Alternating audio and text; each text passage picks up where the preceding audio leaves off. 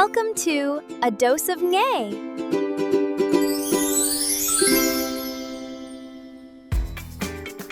Hello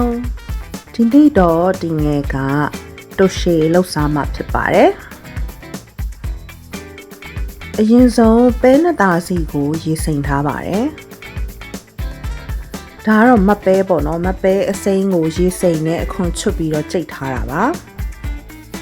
ဆန်မှုန့်ကတော့တစ်ထုပ်ခွဲလောက်သုံးထားပါတယ်ရေထည့်ပါတယ်ပြီးတော့စားရယ်ဆိုဒါရယ်ထည့်ပါတယ်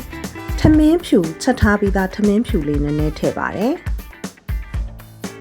ခုနကကြိတ်ထားတဲ့မပဲတွေထည့်ပါတယ်ပဲနှစ်သားစီရေစိမ်ထားတာကိုရေတွေဖယ်ထုတ်ပြီးတော့ထည့်လိုက်ပါတယ်ပြီးရင်တော့နည်းနည်းလေးသမသွားအောင်မှွေပေးပါတယ်အဲ့ဒီမုန့်နှစ်တွေကို blender ထဲကိုထည့်ပါတယ်ပြီးလို့ရှိရင်လုံးဝကြေသွားအောင်မှွေပေးလိုက်ပါတယ်ရလာတဲ့မုန့်နှစ်တွေကိုတော့အခုလိုမျိုး wrap လေးအုပ်ပြီးတော့တညသိပ်ပါတယ်ရေခဲတက်တာထဲမှာနော်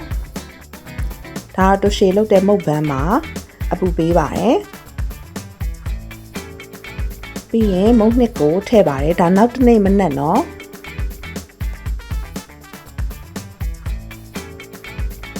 တင်ငယ်တို့မုန့်ဘန်းကတော့သုံးနေကြဆိုတော့စီဝနေတာပေါ့နော်